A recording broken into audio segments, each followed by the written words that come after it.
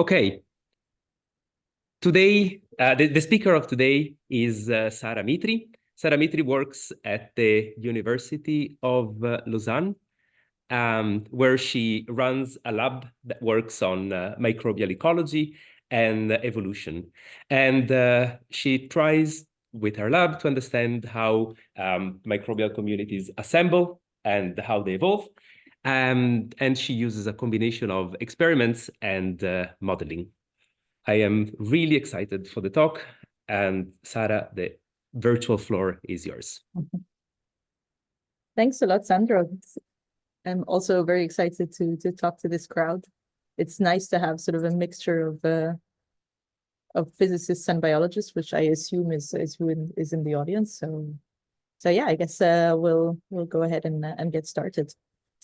Okay, so today I'm focusing a lot on sort of the ecological side of the work that we're doing in the lab. A little bit less on evolution, but I'll also touch on that and just explain that that's also something that we do. But before I get into a lot of detail, I wanted to start a little bit with things that inspire us, I guess, and sort of thinking about the big picture and where it is that we are going with our research. So given that you're physicists, you are in a field where a lot has been achieved, and this is sort of very broadly physics, I suppose, maybe not necessarily of living matter physics. But this is a video of something I watched in 2018 with a bunch of geeky friends of mine, where we were watching this landing of these rockets. So you can see sort of in this top left here, these two rockets that are able to go into space and then come back. And this is not a video in reverse, but this is actually a video of the landing of two rockets simultaneously. And I find this really inspiring, how if you understand a complex system well enough to be able to coordinate these two rockets in a way that you can get this to succeed. And so obviously we're not going to work on rockets, and I'm not going to talk about rockets today, but I'm sort of using this as an example of understanding systems well enough to be able to predict and control them. Okay, so let's turn now to ecology and evolution, and specifically microbial ecology and evolution. So first, just a very general background for those who don't know. So microbes tend to live in quite complex communities with many different species in the same place and time. So for example, if you take a gram of soil, you can find many species that are coexisting in even very small grains of soil. But then similarly, this can be found like anywhere pretty much in the world. So if you take typically samples from living organisms like this mouse over here, you'll also find hundreds of species in their gut or on their fur or in their mouth, etc. And so we're not just interested in these microbial communities because they exist, but also because they provide many interesting services. So they produce a large part of the oxygen that's on the planet. They're involved in the food industry and everything that's fermented. Obviously, in our bodies, they also help us to digest our food and provide us with vitamins that we otherwise would not be able to get. Similarly, for plants, they're extremely useful because they fix nitrogen and eliminate their pests. And they're also used quite widely in the industry. So for example, in treating wastewater, this completely relies on microbial communities. So we already have lots of uses for these microbial communities, but most of the microbial communities in these examples have sort of arisen through sort of a natural assembly, and we don't really have the kind of control over these communities in a way that we might like to if we wanted to optimize the function or the service that they're providing. Okay, so where could we go? Like if we imagine what is our rocket that we want to make land. So a couple of ideas here are, for example, we know that microbes can take up different greenhouse gases. So they might be emissions from an industrial plant. And we also know that they can produce valuable chemicals, like, for example, polymers that are used to produce plastics. And so in theory, we should have all the ingredients to assemble a microbial community that could take pollutants and then turn them into something valuable, like plastics that would allow us to reduce our reliance on fossil fuels. But of course, we're not here yet. Another idea for a possible application might be to see if you can make people less attractive to mosquitoes. So what you see on the right here is just a natural tendency of people to be more or less attractive to mosquitoes. And so what people have found is that the variation that you get here is because of the microbial communities that live on people's skins. So it seems like different profiles of these microbial communities can actually repel even mosquitoes. And so you could imagine making a skin cream that would be a probiotic that would repel mosquitoes, but would also stay on the skin more long-term, for example, than something that you would just apply and then next time you shower, it's gone. So these are sort of just some examples of what we might envision in the long term. But we're clearly not there yet. And the question is, why is it so difficult to engineer microbial ecosystems or microbial communities? So one of the things is that we don't really know how to get different species to live together or to coexist. But then even if we did, and we could put different species together, then we don't know how to make the mapping from species composition to function. So that makes optimizing function obviously quite difficult. But then even more fundamentally, so I left this for last, but it's actually one of the top things, is that we don't even know enough about how microbes interact. And so today, my talk is almost entirely going to be about this part, about microbial interactions, and then maybe I'll spend one slide or two just to tell you about what we're doing about the other two. But in my lab, we're working on all of these three points. Okay, so if we're going to talk about interactions, let's define what we're talking about. So here, what I'm thinking of is the effect of one species on the growth and death of another. So this is a simple example, interaction between a rodent and its predator, but we'll get to more important, more interesting examples in a minute. So if you ask somebody in the fields, how do microbial species interact? Do they tend to have positive effects on each other? Are they mostly competing and sort of eliminating each other from the environment?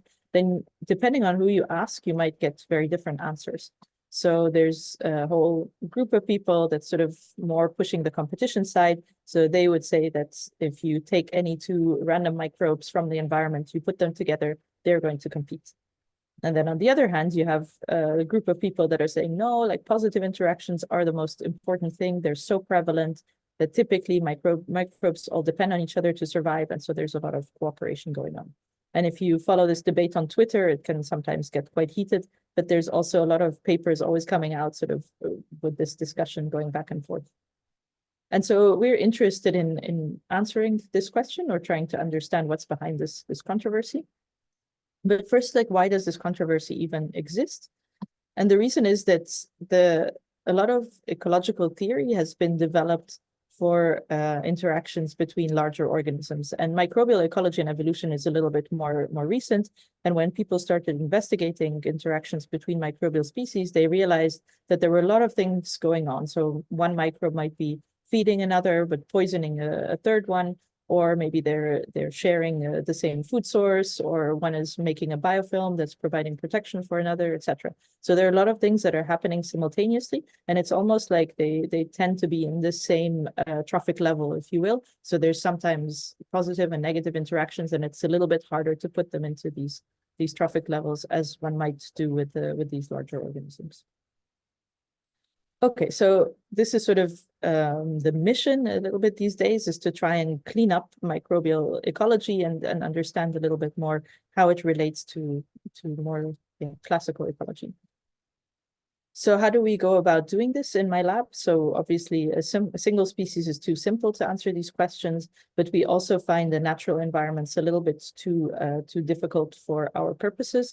And so we choose to work at an intermediate scale of complexity where we build synthetic microbial communities and we can combine different species together and then measure the effects of each pair of species on each other and sort of build up the complexity slowly. And of course, we're not the only ones doing this. So building synthetic communities, or like some people like to call them syncoms, has been done for many systems. So with the aim of sort of having a representative synthetic community of the real system. So this has been done for soil, for plants, for different animals such as the bee, the mouse, obviously for the human gut as well. So these exist, and if you're interested, check out these publications, but they're just examples. And then this last example is the system that we use in our group, which is perhaps a little bit different.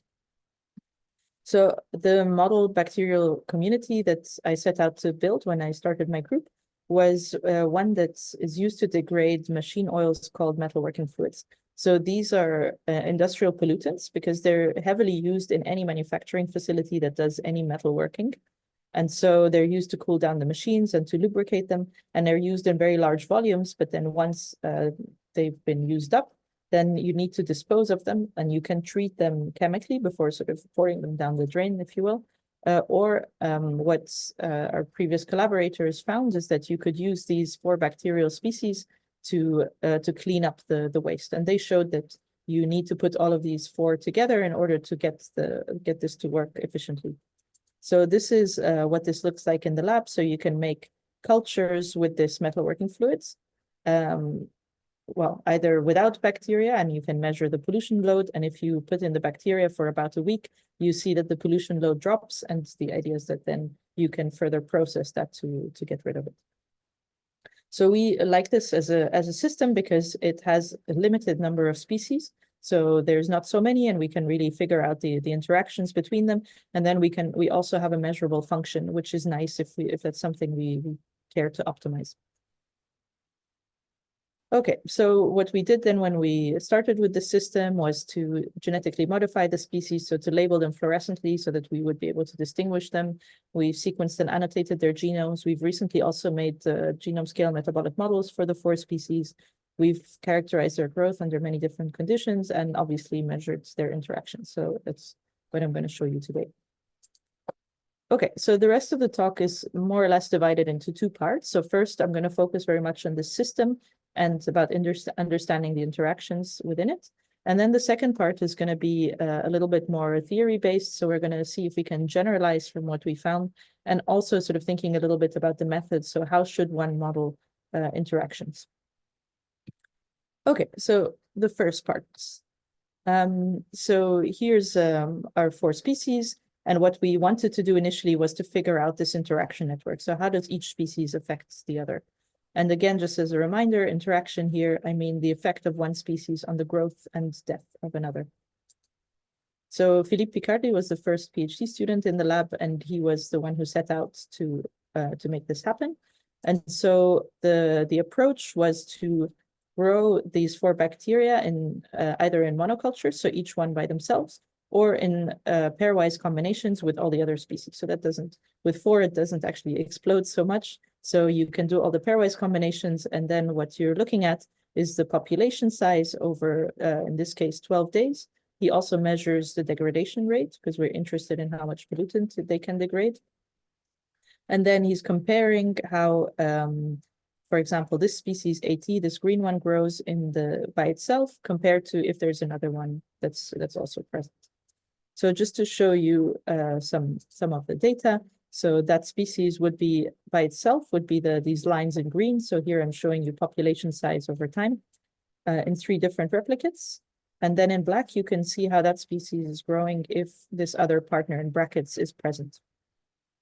So you can see that when one species is present here, for example, it's able to grow quite well. And then we can basically use this to quantify the interaction then between these 2 species. So just for completeness, this is what it looks like for all the other species.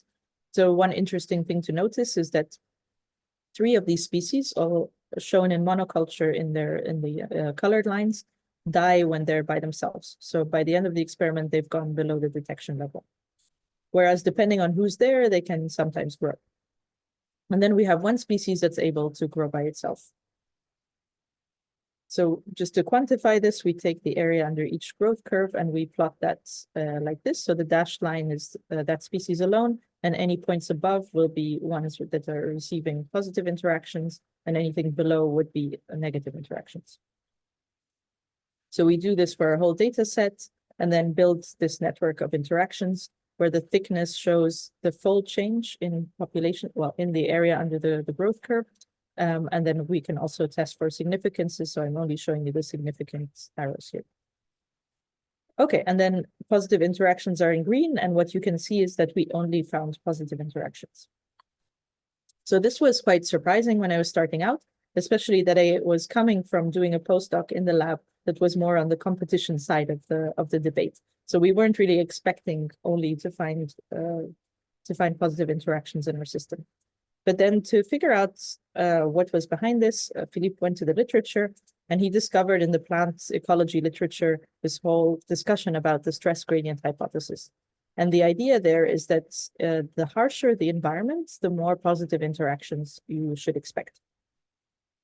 And so we were wondering whether maybe this is something that we would have in the machine oils, because the machine oils are obviously very, very nice for microbes. So they tend to grow in them because they contain these long chain fatty acids that are good food sources. But then they also contain lots of toxins. And that's particularly because the designers of these oils, they want to keep them sterile. And so they put lots of antimicrobial substrates in there. And so they shouldn't be able to grow in them. So we were trying to think whether maybe this harshness, let's say the fact that it should be quite toxic for bacteria, might be behind the positive interactions that we're seeing. So we decided to build a model to look into this. And Björn Westman was the PhD student who developed the model. So before showing you any equations, I prefer to always show sort of the cartoon explanation of the model and what we learned from it before going any further.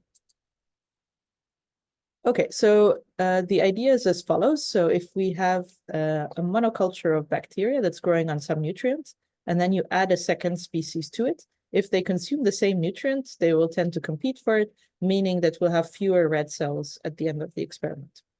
But now imagine that our environment doesn't just contain nutrients, but also has some toxins that kill the red species.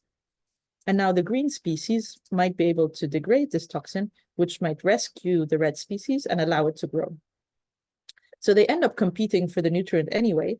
But if all you have is your one environment and you're just comparing that species alone versus in the presence of the partner, you would infer a positive interaction because the green species rescues the red one, even though they're actually competing for the nutrients as well.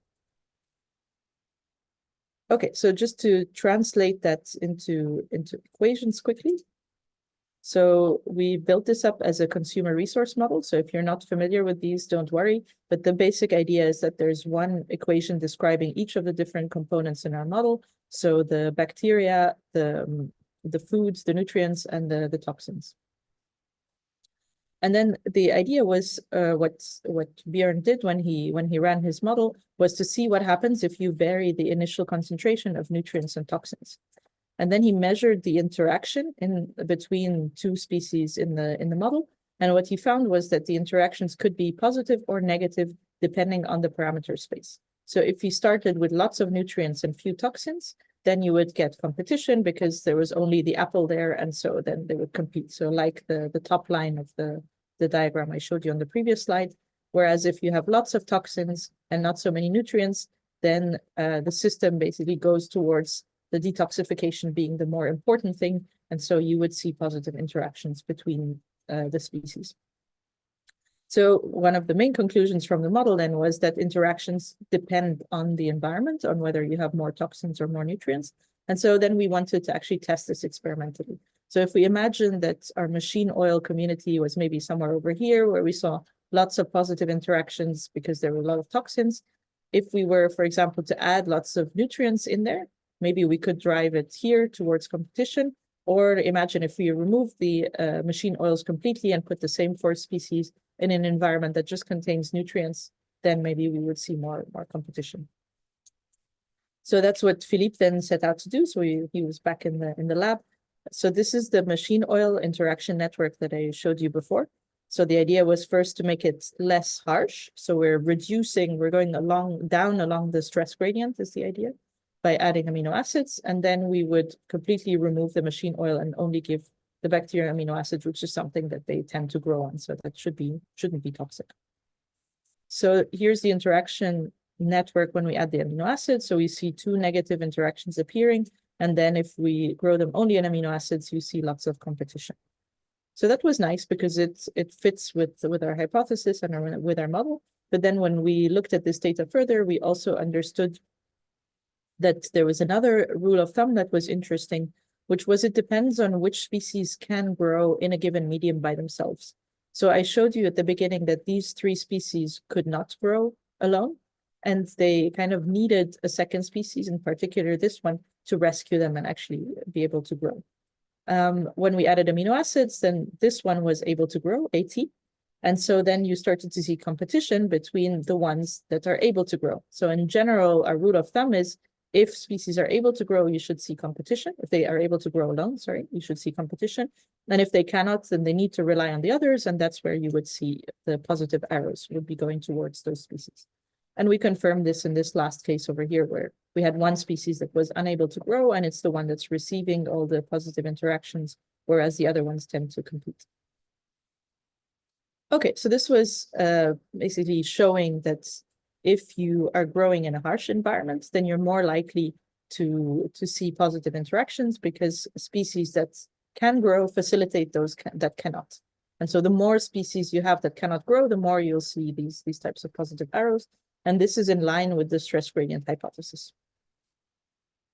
Okay, so this was nice, but it wasn't quite satisfying. And the problem is that our machine oil is just too messy. So we don't actually know what's in it. We don't know what is behind these positive interactions. What exactly is this blue species CT doing that's allowing the other ones to grow, etc. So we needed to go kind of the dirty route of putting in amino acids to give more food.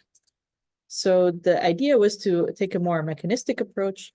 And for that, this was a project that Rita and Aurore worked on. And again, this is a team of an experimentalist, Rita, and a theoretician, Aurore. Okay, so the idea was then to simplify the medium and instead take out a single chemical compound that we know is typically used to make machine oils, and this is linoleic acid. And the reason why Rita chose linoleic acid to work with is because it had this interesting property that at low concentration, it was a nutrient for 2 species. So now also we decided to focus on just 2 species out of the 4 to make things a bit more simple. So both of them could grow on linoleic acid at low concentration, but then at high concentration, it started to become toxic for one of the species, whereas it was a nutrient for the other. So what we might expect is more facilitation or more positive interactions at high concentration and more competition at low concentration where it's a nutrient for both. So we set out to test this hypothesis. So here, what I'm showing you in this graph here is, again, the population sizes over time. And the solid lines, you can see the monocultures of the 2 species. And then in dashed lines, you can see the co-culture. So the main thing to look at this low nutrient concentration is that AT, the green species, is growing less well in the presence of the other species, meaning there's competition. When we take it to a higher concentration, we see that AT, the green species again, is dying by itself. So I told you, indeed, this is a toxic environment for AT at this concentration. But when it's together with CT, you can see these green lines that it's actually able to grow fine. So what happens is basically we can show that by simply changing the concentration of one compound, we can strongly affect these interactions, and they can switch from being competitive in one case to being facilitative in the other. And we also find, again, our rule of thumb in that when the 2 species were able to grow alone, we saw competition. But then when this species AT was no longer able to grow alone, it received basically positive interactions or facilitation from the partner species. And what was nice also that now that the system was simple enough, we were able to get a bit at the mechanisms behind this.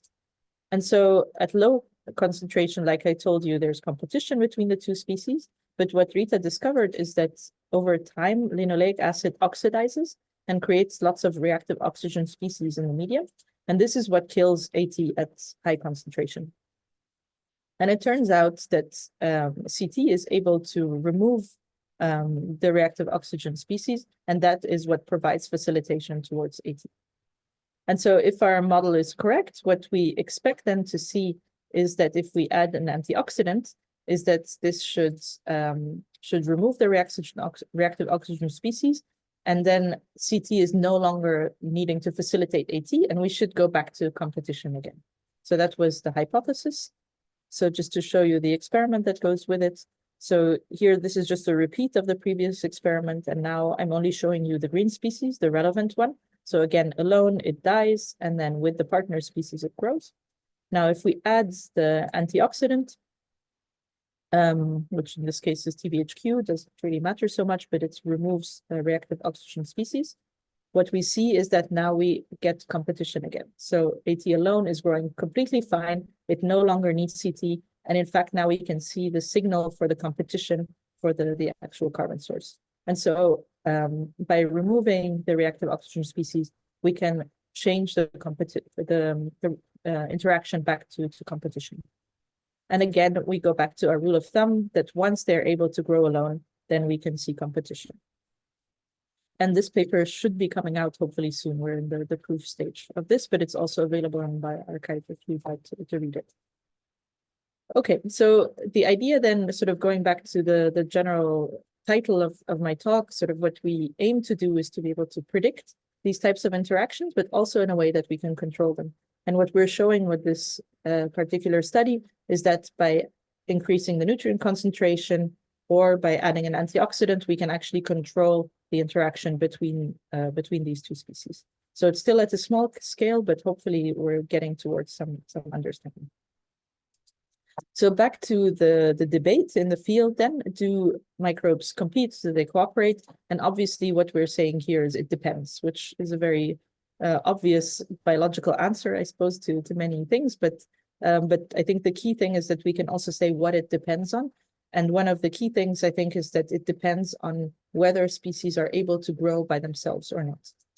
And interestingly, if you look a bit more depth into this paper, so I find this a really nice paper.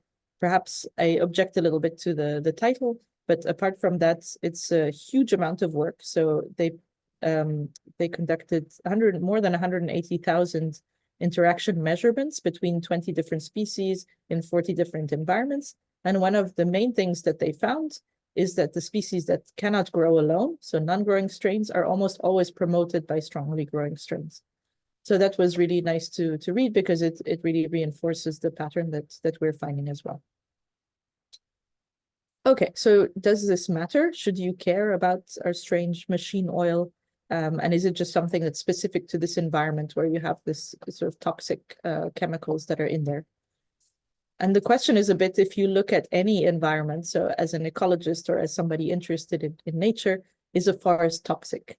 And you might not think so to start out with, but the point is that it may be toxic to certain species. So the point is, does it contain some species that cannot grow alone and rely on others that can grow in order to survive? And I think that this should be true for most environments, that not everybody in that environment can grow by itself. And so our working hypothesis at the moment, sort of going forward, is that sterile environments are often harsh. So they tend to be difficult to survive in for most species. Some species should be able to colonize them and to grow in them. And those species should be facilitating the arrival of others that come later. But then as more species accumulate in a given environment, it becomes more benign. So probably these toxins get removed and then competition should increase. Okay. So that was the end of the first part, and really focusing on the system of the machine oils. And then the second part, I wanted to talk about how we can generalize this, and then also thinking a little bit about the methodology. So what types of models are actually useful to look at these types of questions? Okay, so first on the modeling side, what people have classically been using, especially for these types of food networks, have been the Lotka-Volterra equations. And they were quite nice because they could sort of, especially when it comes to predation dynamics, they were very good at sort of predicting how fluctuations in population sizes would follow these kind of processes.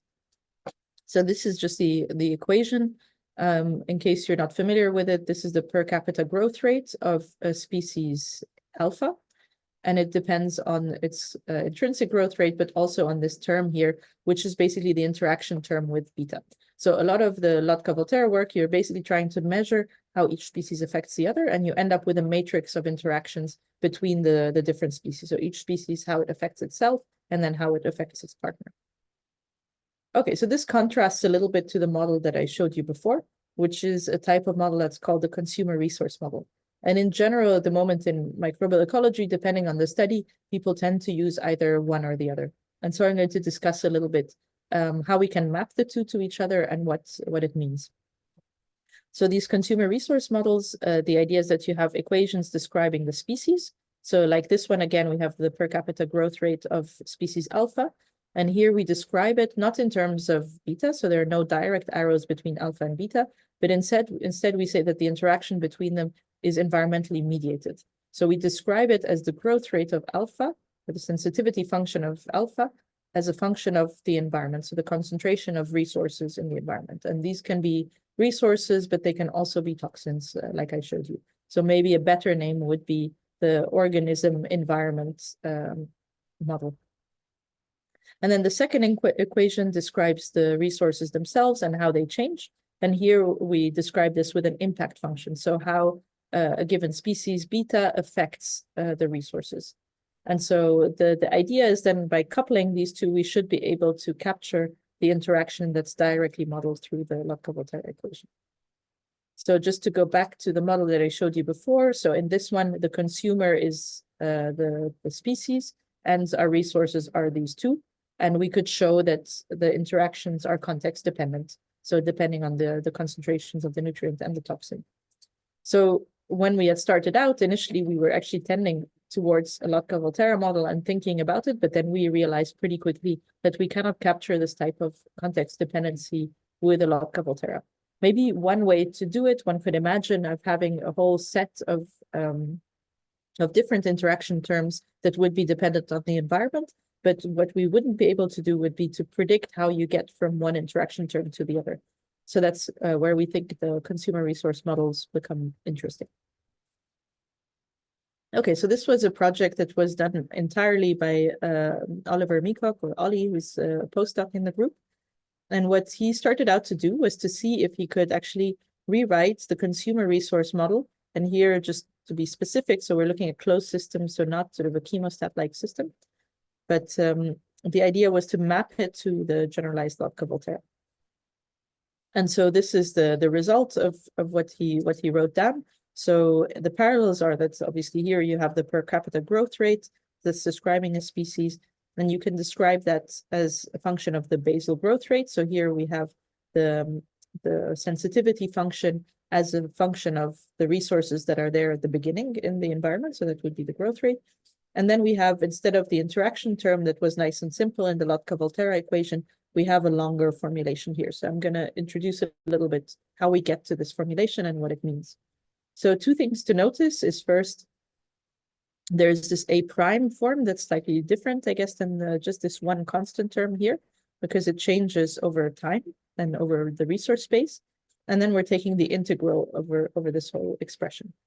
So first, this particular term here, this A prime, we're calling it the instantaneous interaction because it depends on where you are in time or in the parameter space of the resource concentrations. And the way we calculate this instantaneous interaction is as the dot product of the gradient of the sensitivity function and the impact function. So I'll explain this in a bit more detail. So the idea is that if you have this space here of the nutrients and the toxins, so this is our environment, and we imagine that there's a single species that can consume the nutrients but can also degrade the toxins, then we can sort of map out the interaction of the instantaneous interactions of the species with itself. And so what the impact function is basically described by how the species changes the environment as it grows. And this would be basically a reduction.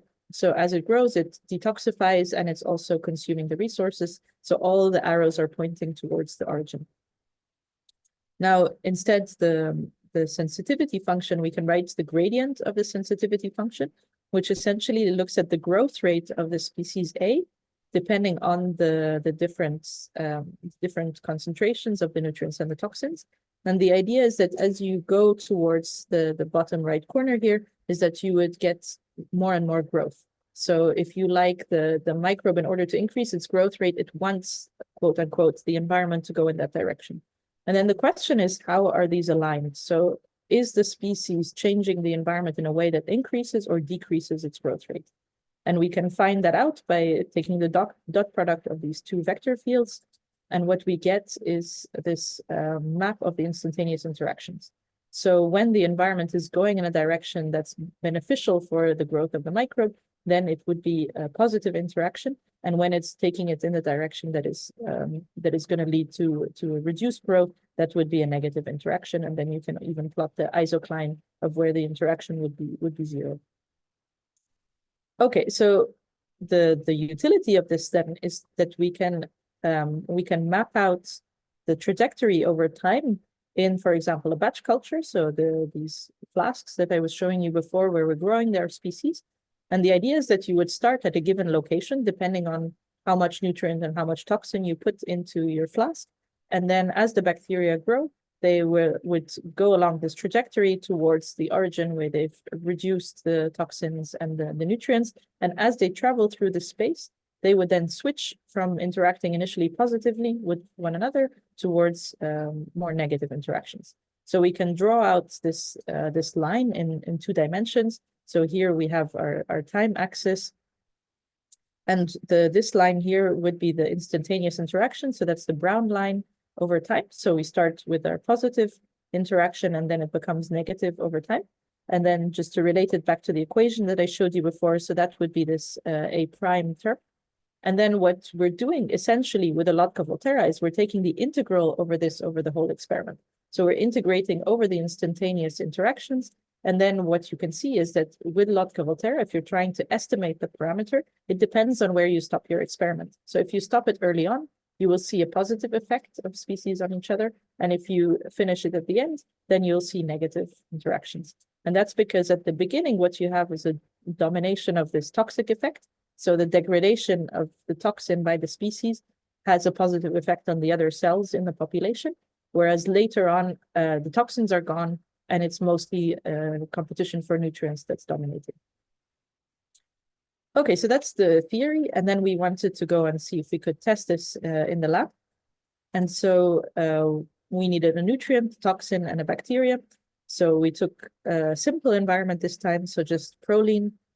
As a toxin, we chose ampicillin, so that's an antibiotic that we knew our bacterium Comomonas testosterone, so that CT that I was telling you before, is able to degrade this antibiotic.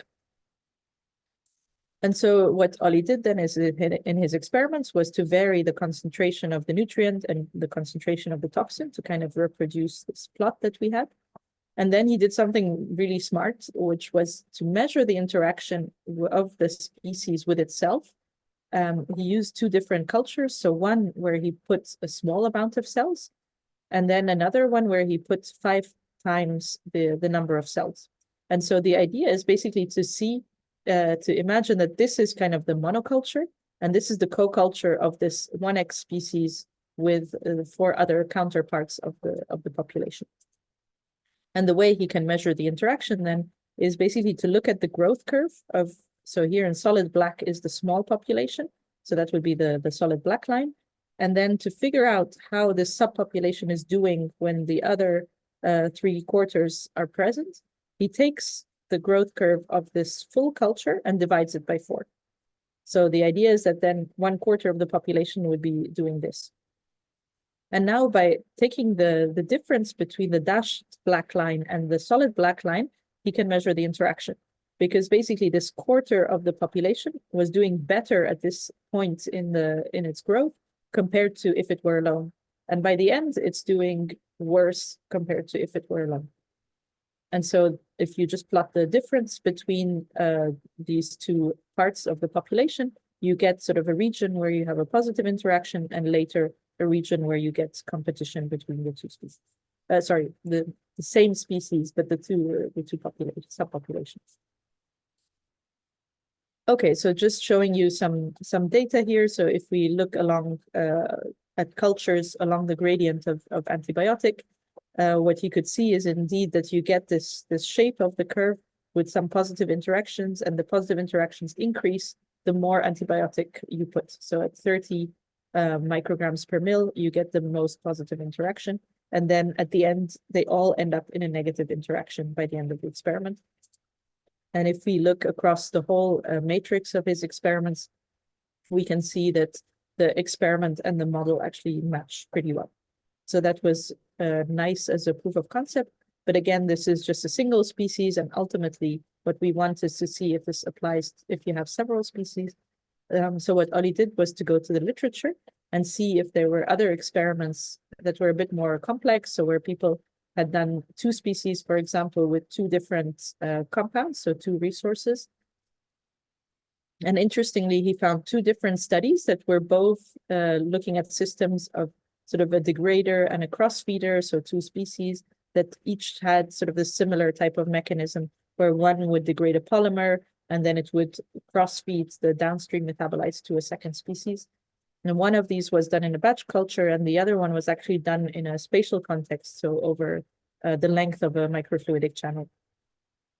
And what he was able to do was to recapitulate the results by mapping the interactions. So he could measure or quantify the sensitivity function and the impact function based on the published data.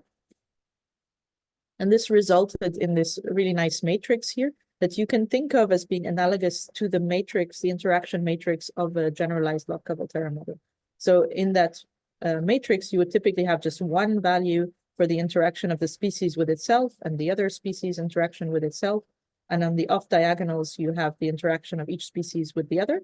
And here you have the same thing, except that instead of a single constant value, you have the whole parameter space of what happens depending on where you are in the space. And the idea is that you start from a given location, and then over time, in this case, or over space, in the other case, you're traveling through that space and sort of going from positive interactions to negative, or whatever the system is like. Okay, so just to summarize that part then. So what Ollie was able to show, so we already knew this, that interactions are constantly changing over time, but also over space. So that's what we knew from our previous work, but also from a lot of work that's been done in ecology. So this is not new, but I think it's important to keep in mind that interactions are not something that is constant. And the framework that he has developed, we think, is really useful because it can predict how interactions will change as long as we know the impact and sensitivity functions. So if you're able to measure how each of the species interacts with its environment, then you should be able to put together an arbitrary number of species, and we should be able to predict how they will interact as the environment is changing. And that means that we can also predict things like how a community will assemble, what happens to the composition of a community over time, and also maybe will help us predict things like higher order interactions, which is a bit of an open question in the field at the moment. And then just as a reminder, so the generalized Lotka-Volterra model assumes that the environment is at steady state. Whereas if you're doing experiments like these batch culture experiments, the environment is always changing. And so maybe it's not the most appropriate tool to use.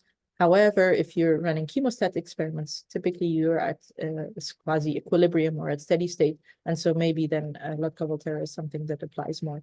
But similarly, if you're thinking of a system like a gut where you have constant inflow and outflow, maybe that's more like a chemostat. And with that, you would be fine with your Lotka-Volterra framework. Okay, and just saying, if you would like to read more, here's the bioRxiv paper. So feel free to look at that. Okay, so back to the outline. Today I've talked to you a lot about the interactions. Hopefully you've learned a little bit about how microbes interact. And then I mentioned that in our lab, we also look at these other things. So just very briefly, we also look at coexistence over longer timescales. So for example, we ran this long experiment over a whole year where we transferred bacteria every week to a new tube. So these are our 4 species again, and we sort of look at the population dynamics of these species over a whole year in our machine oils, and we can see in which cases do they coexist, when do they not coexist.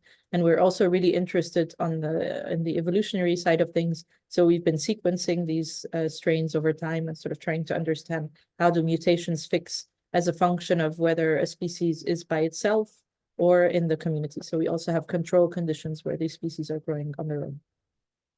And this is almost on bioRxiv. So it was my goal to put it on bioRxiv this week, but hopefully, yeah, that'll have to be during February, but keep an eye out for it if you're interested in that kind of question. Okay, and then today I won't show you anything about community function, but we're also working on that, on sort of algorithms on how to optimize community function for different purposes. For example, the degradation of these machine oils. Okay, so just going back to the beginning, so zooming out again into the big picture. So if we're able to predict how to put species together for a given function that we want, and we're able to know how to change the environment around them and to control it in order to get these species to coexist over the longer term, we should be able to apply this kind of knowledge to solving many practical problems, like the one that's illustrated here. So just a few take-homes again. So I hope you've learned that synthetic microbial communities can be useful, both in practical applications, but also for studying ecology and evolution, that interactions are context dependent. So again, this is not new, but it's something that's important to remember. And if you are building models using the generalized Lotka-Volterra framework, just keep in mind that this assumes that your environment is at steady state. And if it's not, then maybe something like the framework that I introduced to you is more helpful, because it can actually predict how you navigate the parameter space and the different types of interactions. And I think this is also a very exciting field with lots of challenges and kind of in my opinion, a clear goal ahead. So if you're curious, yeah, I hope that this inspires you maybe to work on these types of problems. Okay, and just to finish off, so I'd like to acknowledge many collaborators in my department, also my previous postdoc supervisor, Peter and Heinz, who work at Blaser Swiss Loop. So that's a company that makes machine oils. They've been very helpful with the chemistry of the system. Then the current lab members. So here's a recent picture from our lab retreat. Former lab members whose work I partially presented, and then the funding bodies and also the taxpayers behind the funding. And thank you for listening. I'm really curious to hear your questions.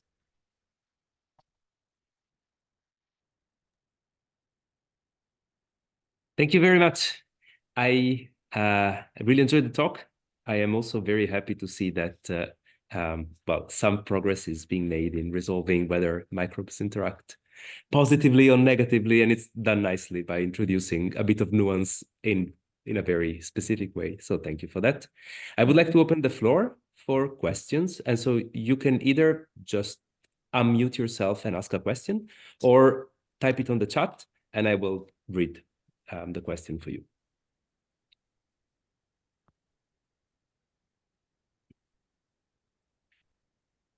Well, maybe I can start. Oh, no, please go ahead. Can we just ask a question directly? Yes, or? yes, go ahead. So, Sarah, I'm not sure if you can see me, but yeah, nice to see you. Yeah. It was great to see you after 9 years or 8 years, I don't know. But yeah. I was really pleased how you moved, in your topics of interest. I will go straight to the questions I had. I had two general questions, if you don't mind. The first one about the controversy. One thing you didn't mention, perhaps the audience should know, is that these people actually use different definitions of, positive and negative interactions, and in particular, where you put exploitation, right? And so one group finds exploitation a negative interaction, and the other group finds exploitation, meaning for everyone in the audience, positive interaction in one party, negative in the other, like predation or parasitism, in the facilitation group, because at least one party is being, benefited by the interaction. And this is important to clarify, because it's very hard to appreciate the problem without actually appreciating the concept of time. One of the problems I feel in the field is that the key question to ask is, can microbes from different species evolve to help? So you didn't really mention much the interaction between ecology and evolution. So you described the interaction if it was positive and negative, but you didn't mention the problems of costs. Was it really a costly function? Was it a byproduct? And when you get into these details, then it becomes really, really tricky. Do you expect that on average, multiple species that are not from, of course, closely related, are they going to easily engage in positive interactions? How, if they rely on each other, after some time, how can they find each other? I mean, I find this surreal that people think that it's very easy. If you rely on a bunch of other strains, they can easily find each other. If you rely on multiple parties, how can you find them? Either you move and you are very good at moving and finding who you need, or you are very lucky. So, and I don't see these topics being discussed. So I Okay. don't know if you have any I views can- on this, but I think this controversy also requires some clarification, if you don't mind. Yes. No, I agree. I think there's a lot to unpack there. So one thing is what you're saying about how people measure, how people define interactions. And I think that's really important. It's also so what I said briefly that I don't really like the title of that paper, because like you say, they take the plus minus and they count those as positive interactions and say, okay, there's a lot of positive interactions. Right? I think that's one issue. And the other thing is also saying something is common is not very specific, right? Because it's like, is it more common than what, right? So it was also not very specific. But I think, at least from my perspective, what makes sense in terms of counting, then it makes sense to count individual arrows, right? So you say, how many individual positive arrows do you see and how many negative arrows do you see? But yeah, that's a little bit about quantification. So I agree that for people in the audience, it's important to know that the controversy is often about definitions and about how you measure these types of interactions. So that's one thing. The second issue, I think, is something that you touched upon, is whether it's cooperation or facilitation.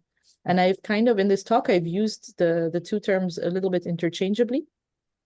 And they also mean different things for ecologists and evolutionary biologists. So for ecologists, typically, if well, I shouldn't generalize, but I think the people are more comfortable with calling something a cooperation if there is a positive effect. And I think the more careful term is facilitation, which is also what we've used in our papers, which doesn't assume that something evolved for the purpose of having a positive effect on another. And I think you and I, we come more from a lab where that uses cooperation in its evolutionary sense. So it means that something must have evolved because it has a positive effect on the other species. And I personally think that that's more rare. So I think that most of the positive interactions that we would see in a natural system would be because one species is producing a waste product, or there's some kind of effect that it has on the other. In our system, we don't actually know that because we cannot figure out the mechanism in a lot of detail, which is why we say facilitative in order to be conservative, because we don't know if this is evolved for that reason. But what I think is that it's not evolved for that reason, and what simply happens is that one species detoxifies the environment in order to be able to grow itself, and that has a side effect that it has a positive effect on another. And I think in the majority of cases that we see positive interactions in nature, they would be of that kind. And then do you get cooperation, like in the evolutionary sense, happening in a real environment? I think it can still happen, but I think it's harder. And for that, you need to invoke lots of other mechanisms, like, for example, if you're organized in space, and there is by coincidence two species that have positive effect on each other, maybe they could coexist in the same space, and then maybe there would be positive feedback that would allow them to evolve some cooperation. But I think that's more rare. We've looked at, in the evolutionary study that I mentioned briefly, we've looked at that. So one of the questions was to see how the interactions would evolve over time, whether they would become more negative, whether you would get the evolution of competition. We didn't see the evolution of competition. What we think we see is the evolution of niche separation. So just each species evolves to do its own thing and not care about the others. The ones that strongly depend on the others to survive continue to do so. But we didn't see any evidence that they would that they increased the positive interactions with each other, for example, which I think would be interesting to unpack in our evolutionary experiment. But so far we haven't done that. So I hope that answered the different dimensions of. There's a lot to say, but lots of people must also ask something. Sorry, I don't want to bore people as well. Yeah, sure. Are there more questions? Well, I wanted to ask you, you briefly mentioned this just now, but I wanted to ask you a little bit about what you see in terms of evolution. Surely these species grow and they will mutate. So especially if you can say something about for the species that don't grow by themselves and so must rely on some other species to grow, how do they survive over evolutionary timescales? Yeah, so basically in this experiment, we did monocultures of each of the species, and then we did these community ones. And only 2 species managed to survive in the monocultures. So obviously so the red one and the yellow one here, they really rely on the others to survive. So we couldn't make monoculture controls. What we did see was interesting was the green one here. It actually evolved pretty quickly by itself to be able to survive in the environment on its own. So that was nice because then we could compare its evolution by itself versus its evolution in the community, and it still had some dependency on the other species. And what we see is basically the species that evolve by themselves, they evolve to become much better growers, and they also degrade better compared to the ones that are in the community. So our main hypothesis that was generated from this work is that if you're evolving within a community, you're sort of, even if you rely on others, your niches are going to be limited because there's going to be the other species that are eating things in the environment that you could potentially take up if you were alone.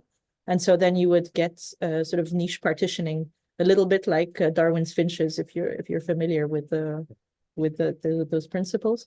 Whereas if you're alone, then you can expand into all the available niches, and then you become a more, I guess, you have a higher fitness overall if you evolve by yourself. And then we also looked at mutations, and we find that mutations they're more similar in species that are evolving alone versus the ones that are in community. But then figuring out mechanism is a bit, tricky. Is there time for one more question? Yes, sure. I was curious. I really like this the formulation with the gradient theorem for the path integral. But when you're taking like the gradient of this scalar field, I guess you assume that there's like this essentially a potential function, which is related to the growth rate as a function of like the sort of starting concentration of nutrients. But I guess this implicitly assumes that the per capita growth rate is like a constant function of the starting concentration of nutrients, and it doesn't really allow for any sort of time evolution or sort of intrinsic state changes in the growth rate. Do you think that's a good assumption, or is there room to sort of expand the model a bit to include maybe a bit more flexibility in that? Yeah, so I mean, you can define this growth function however you like.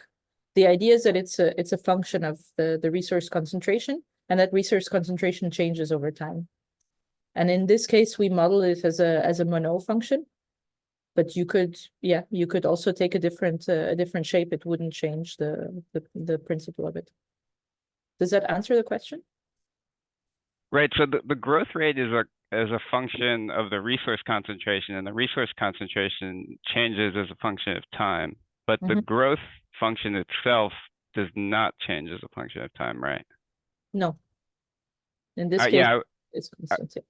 So I was sort of thinking about whether that's a good assumption, whether I guess it's a quite a difficult experiment to do, but thinking about whether